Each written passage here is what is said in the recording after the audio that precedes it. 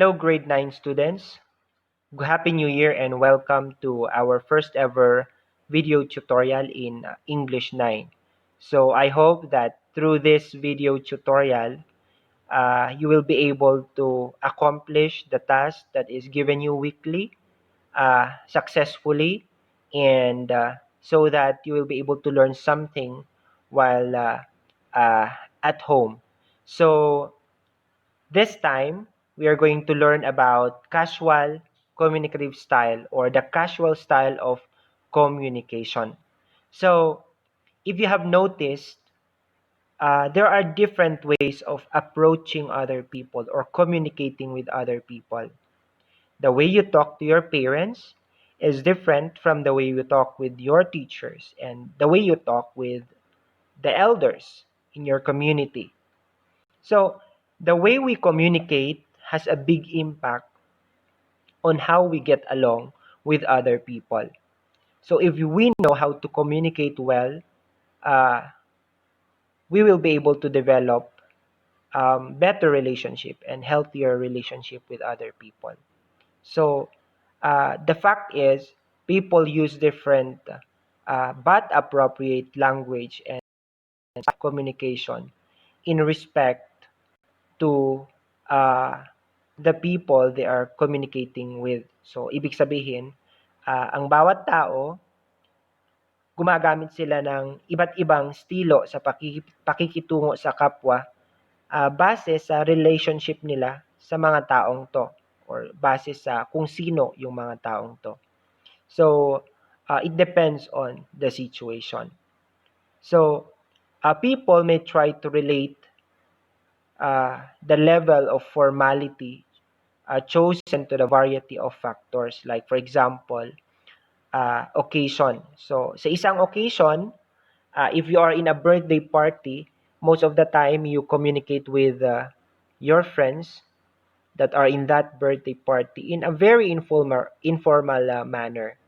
So, if you are in a place where there are politicians, where there are different kinds of people, of course, you have to communicate appropriately with them. So, halimbawa ako, the way I communicate with my parents is different from the way I communicate with my boss. And the way I communicate with my friends is different from the way I communicate with people in the authority. So, halimbawa, mayor or si vice governor or kung sino mang merong sa authority. Okay. So, ang objective natin ngayon, our learning objective is for you to be able to tell whether the statement given to you used casual communicative style or not. So you're going to determine whether the statement is casual or not. And then second, we want that after this lesson, you will be able to use features of casual communicative style in various situations so that when you go out, when you communicate with other people, you will know when and how to use casual style of communication. And of course, at the end of this session, I want you to be able to construct sentences that uses the casual communicative style. So let's dive into this lesson. There are three devices of casual communicative style. So may tatlo na paraan ng usap using casual communicative style. First, we have the ellipsis, the slang, and the contraction. So, itong tatlong to, ito yung papag-aralan natin. Yan. So, first is the ellipsis. Tinatawag din itong omission. It usually show the difference between casual grammar and consultative grammar. Ano nga ba yung casual grammar at consultative grammar? Yun, yung consultative grammar, yun yung formal grammar na kung tawagin. Stricto. Dapat lahat ng words na kailangang i-include should be there to make it grammatically correct. So, it should be correct grammar. Example, I know that Dulnuan is as skilled as Aliguyon.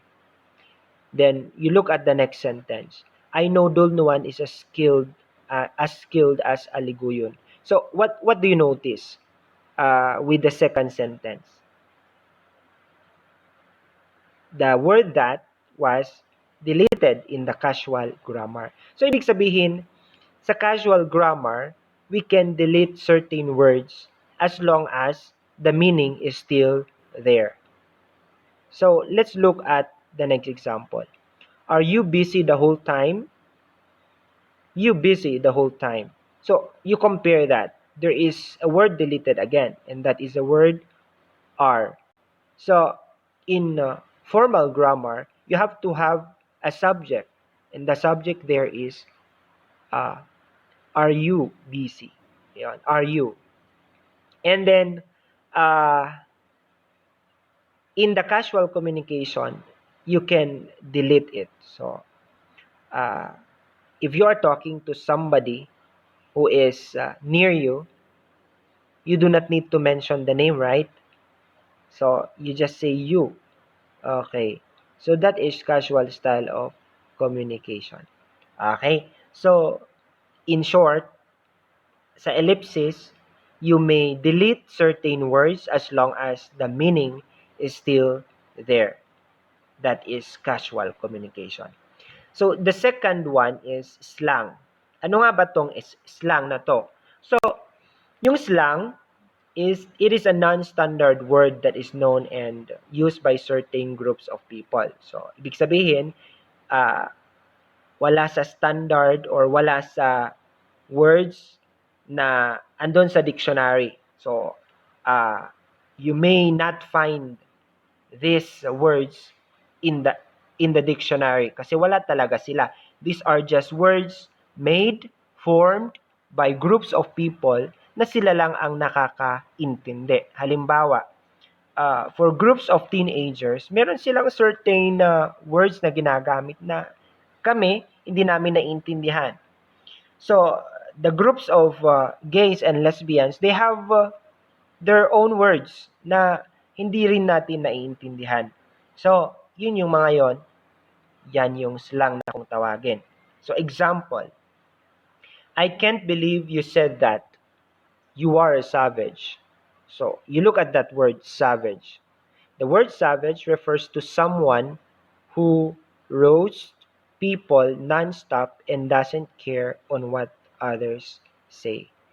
Ayan. So, when you say you are a savage, that means you criticize people or you humiliate people and you do not care what others will say. Okay. So, number two, what happened last time made me lost the plot. Look at the phrase lost the plot. So, ang ibig sabihin yan, gone mad. Yan. If you change that, you would say, what happened last time when you made me mad? Yon. Okay. Mad means nagalit. Okay. So, yung mga phrases, mga words na ganyan, yun yung mga tinatawag nating slang languages. Okay. And number three, we have what we call the contraction.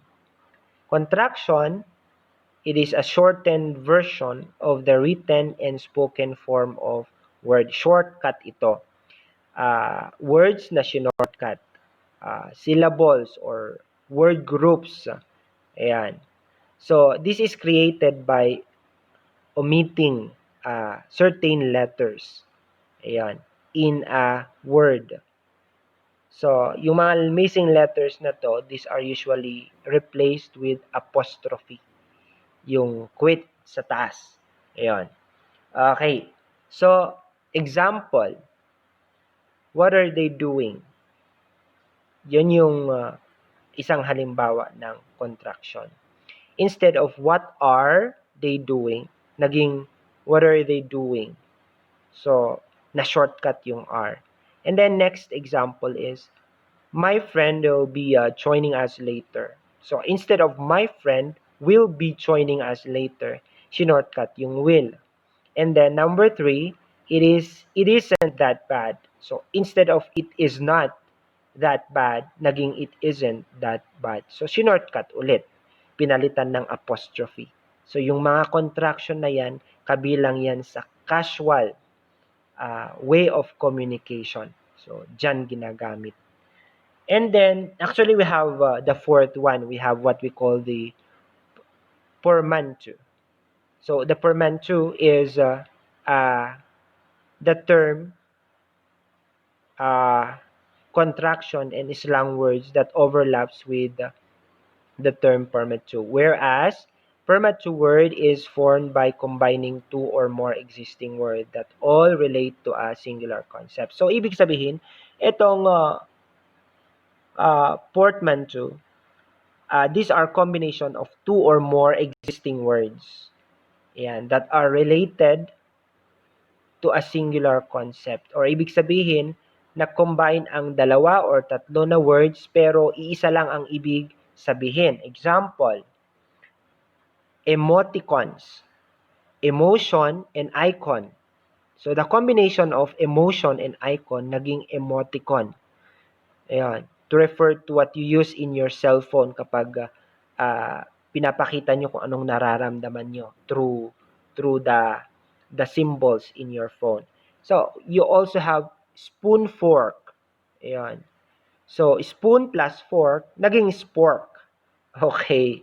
So breakfast plus lunch naging brunch. Okay. So have you tried using those slang languages? Another that I can remember is webinar. Okay. So web plus seminar naging webinar. Ibig sabihin seminar na ginagawa online. Okay. So yung mga shortcut na ganyan, yun yung tinatawag na casual way of communication. Portmanteau. Okay? So, yung apat na yan na pinag-aralan natin, that is often used in casual languages. And kailan ba natin ginagamit itong casual languages? Yung mga pinag-aralan natin na apat. So, we use them, yan, if we are writing or if we are speaking for a large group of audience in an informal situation. So, kapag nagsasalita tayo or nagsusulat tayo para sa isang malaki-laking grupo ng mga tao, pero hindi ito formal gathering but informal gathering, we can use casual style of communication. So, halimbawa nito ay blogs, tweets, advertisement, and other writing that is meant for a larger group of people, ayan, but not in a formal situation.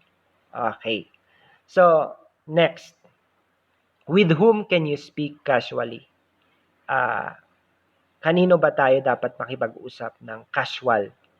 Okay. So, we use casual English with our family and our friends. If you speak formally with these people, it may seem like you're trying to push them away. Parang nagsasalita ka na parang hindi mo sila kapamilya because you are speaking a formal way. Ayan. So, don't get me wrong. Okay. Yung sinabi ko kanina na intimate style of communication na usually ginagamit natin sa parents natin. Okay. We use it when we speak with them in about serious matters. Pero yung casual way of communication, ito yung mga ginagamit natin to speak with our family members kapag hindi seryosong usapan yung mga pinag-uusapan natin. Yun yung casual lang na ginagawa natin araw-araw, yung mga pinag-uusapan araw-araw. Ayun, we use casual way of communication. Okay. With whom can you speak casually? Sino pa? So, with people that you meet socially. Okay. So, halimbawa, it can be your friends. Yon. It can be your neighbor. So, you can speak casually for them. But not all the time intimate. Ayun, hindi naman lahat ng oras intimate yung paraan mo ng pakikipag-usap. Kasi hindi lahat ng oras meron kang sikreto na gustong sabihin sa kanila or meron kang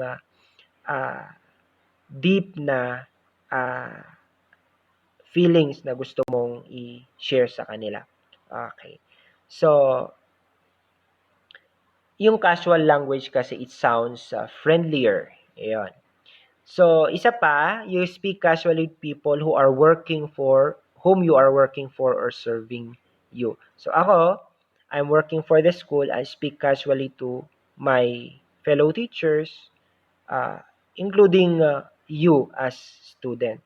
So, actually, yung ginagawa ko na ito, this is actually casual way of communication. Ayan. So, if you want to sound friendly, speak casually to waiters, to receptionists, employees, students, and other people who have to serve you. Ayan. Or whom you are serving. Okay. Formal naman ang gagamitin mo kung uh, ito ay mga bagay-bagay na seryoso. Ayan. So, something that is a bit strict or angry, yan, ginagamit natin yung formal way of communication. Okay. So, yan yung mga halimbawa ng casual style of communication. So, again, quick review. Ayan. Um, one device that we use in casual way of communication is ellipsis. Another is slang, street languages, ayan, contraction, okay, or shortcuts, and then portmanteau. Okay, yung mga yan ang mga ginagamit sa casual style of communication. So, in the next part of our lesson, we are going to look at some examples of casual style of communication. Mga sentences na nagpapakita na casual yung style of communication. So, the more example, the better you can understand how this style of communication is applied. Ayan. So, um, the examples will be in the next video. So, meantime, let's have a break. Thank you for listening.